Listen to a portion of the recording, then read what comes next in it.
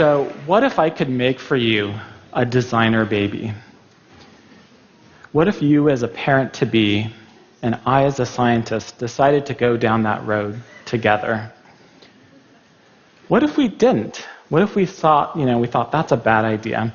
But many of our family, friends, and coworkers did make that decision. Let's fast forward just 15 years from now. Let's pretend it's the year 2030, and you're a parent. You have your daughter, Marion, next to you. And in 2030, she is what we call a natural, because she has no genetic modifications. And because you and your partner consciously made that decision, many in your social circle, they kind of look down on you. They think you're like a Luddite or a technophobe. Marion's best friend, Jenna, who lives right next door, is a very different story. She was born a genetically modified designer baby with numerous upgrades. Yeah, upgrades. And these enhancements were introduced using a new genetic modification technology that goes by the funny name CRISPR. Like something's crisp. This is CRISPR. The scientists that Jenna's parents hired to do this for several $1 million introduced CRISPR into a whole panel of human embryos. And then they used genetic testing, and they predicted that that little tiny embryo, Jenna's embryo, would be the best of the bunch. And now, Jenna is an actual real person. She's sitting on the carpet in your living room, playing with your daughter, Marion. And your families have known each other for years now. And it's become very clear to you that Jenna is extraordinary. She's incredibly intelligent. If you're honest with yourself, she's smarter than you. And she's 5 years old.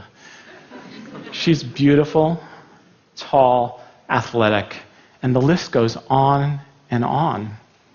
And in fact, there's a whole new generation of these GM kids like Jenna. And so far, it looks like they're healthier than their parents' generation, than your generation. And they have lower healthcare costs. They're immune to a host of health conditions, including HIV/AIDS and genetic diseases. It all sounds so great. But you can't help but have this sort of unsettling feeling, a gut feeling, that there's something just not quite right about Jenna. And you've had the same feeling about other GM kids that you've met. You were also reading in the newspaper earlier this week that a study of these children who were born as designer babies indicates they may have some issues like increased aggressiveness and narcissism. But more immediately on your mind is some news that you just got from Jenna's family. She's so smart. She's now going to be going to a special school, a different school than your daughter, Marion. And this has kind of thrown your family into a disarray. Marion's been crying, and last night, when you took her to bed to kiss her goodnight, she said, "Daddy, will Jenna even be my friend anymore?"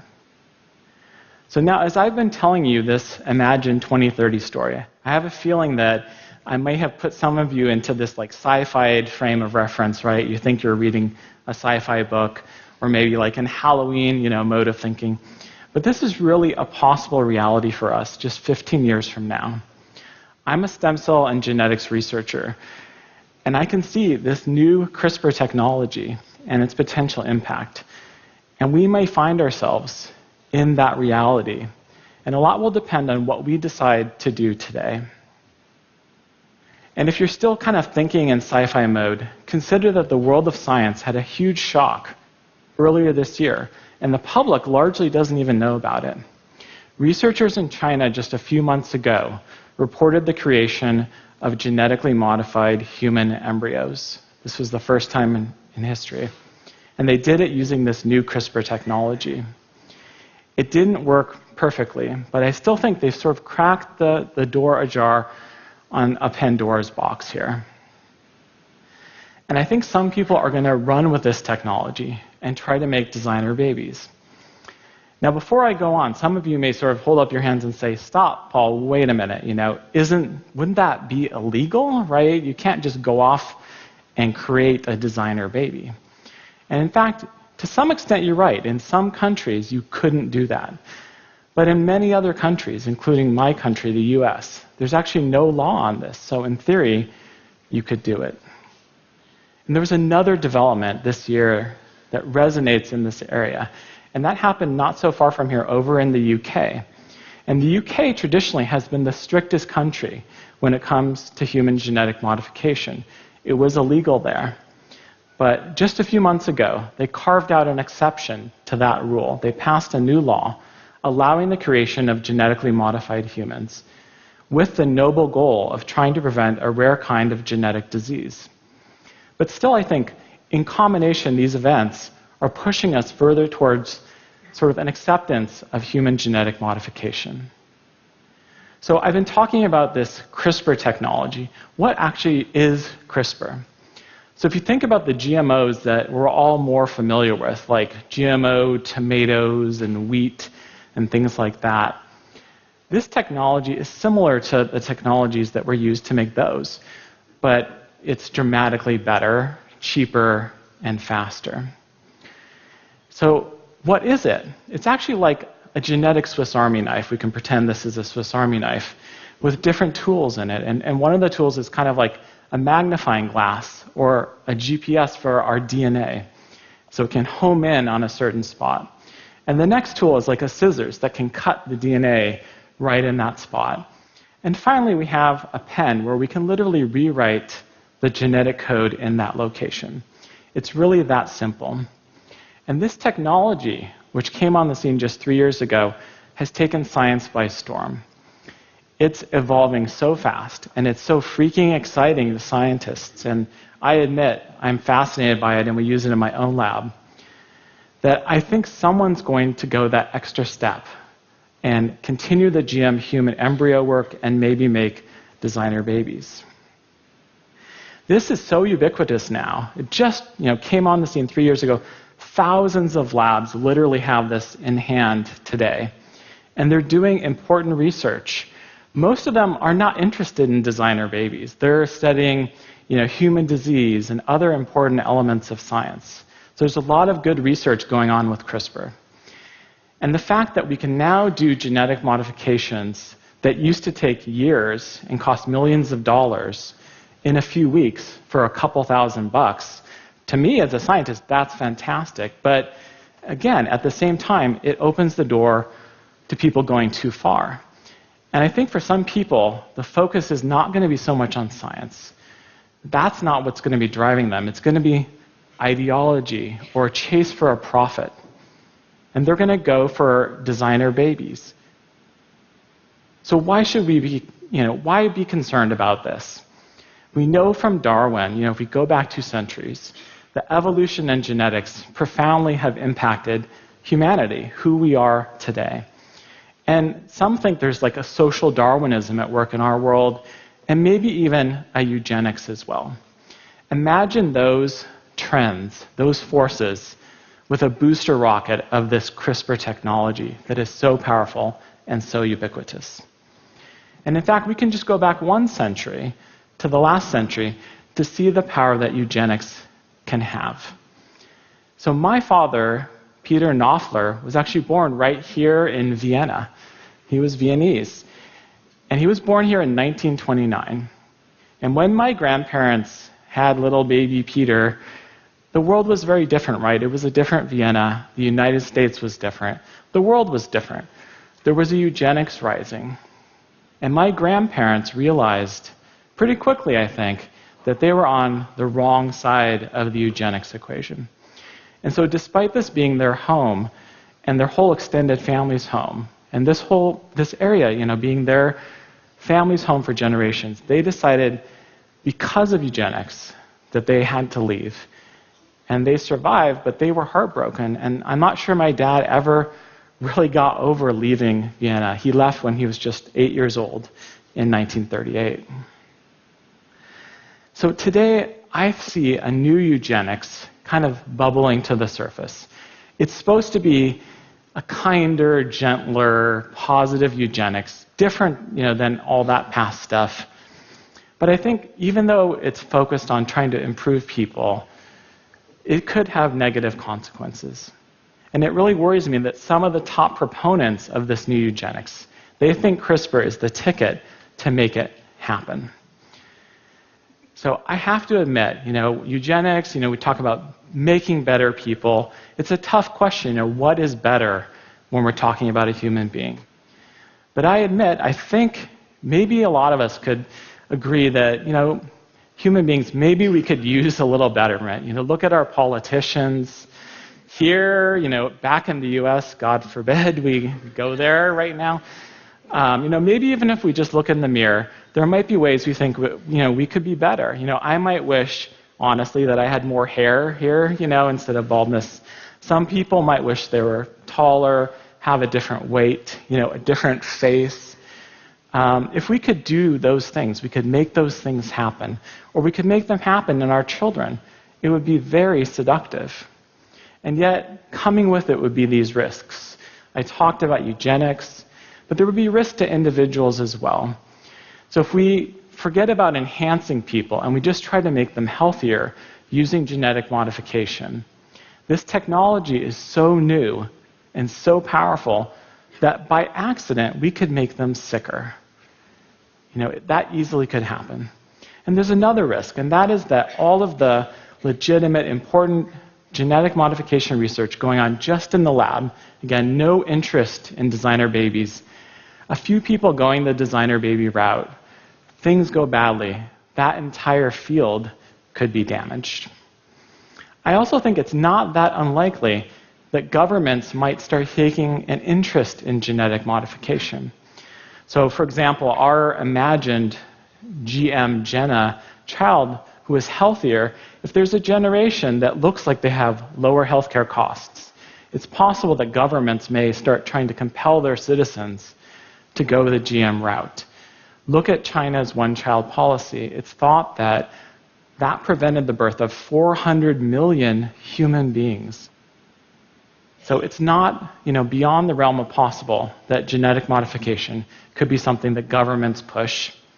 And if designer babies become popular, in our digital age, viral videos, social media, what if designer babies are thought to be fashionable and they kind of become the new glitterati, right? The new Kardashians or something. Are those trends that we really could control? I'm not convinced that we could.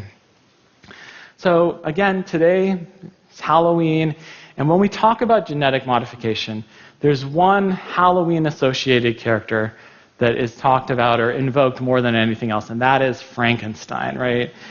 Mostly that's been, Franken foods and all this other stuff. But if we think about this now, and we think about it in the human context, on a day like Halloween, if parents can, in essence, costume their children genetically, are we going to be talking about a Frankenstein 2.0 kind of situation? I don't think so. I don't think it's going to get to that extreme. But when we are going about hacking the human code, I think all bets are off in terms of what might come of that. There would still be dangers. And we can look in the past to other elements of transformative science and see how they can basically go out of control and permeate society. So I'll just give you one example, and that is in vitro fertilization. Almost exactly 40 years ago, test tube baby number 1, Louise Brown, was born. And that's a great thing. And I think since then, 5 million IVF babies have been born, bringing immeasurable happiness. A lot of parents now can love those kids. But if you think about it, in 4 decades, 5 million babies being born from a new technology is pretty remarkable. And the same kind of thing could happen with human genetic modification and designer babies. So, depending on the decisions we make in the next few months, the next year or so, if designer baby number 1 is born, within a few decades, there could well be millions of genetically modified humans. And there's a difference there, too, because if we, you in the audience or I, if we decide to have a designer baby, then their children will also be genetically modified, and so on, because it's heritable. So that's a big difference. So with all of this in mind, what should we do? There's actually going to be a meeting a month from tomorrow in Washington, D.C., by the U.S. National Academy of Sciences to tackle that exact question. What is the right path forward with human genetic modification? I believe at this time we need a moratorium. We have to ban this. We should not allow creating genetically modified people because it's just too dangerous and too unpredictable. But there's a lot of people. Thanks.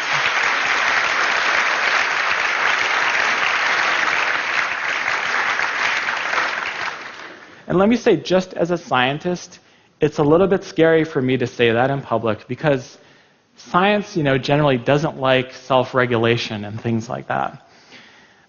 So I think, we need to put a hold on this. But there are many people who not only disagree with me, they feel the exact opposite. They're like, step on the gas, full speed ahead, let's make designer babies. And so in the meeting in December and other meetings that are likely to follow in the next few months, it's very possible there may be no moratorium. And I think part of the problem that we have is that all of this trend, this revolution in genetic modification applying to humans, the public hasn't known about it. Nobody has been saying, look, this is a big deal. This is a revolution, and this could affect you in very personal ways. And so part of my goal is actually to change that and to educate and engage with the public and get you guys talking about this.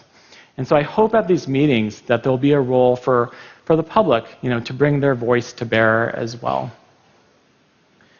So if we kind of circle back now to 2030 again, that imagined story, and depending on the decisions we make again today, literally we don't have a lot of time in the next few months, the next year or so, because this technology is spreading like wildfire. Let's pretend we're back in that reality. We're at a park, and our kid is swinging on the swing. Is that kid a regular old kid, or did we decide to have a designer baby?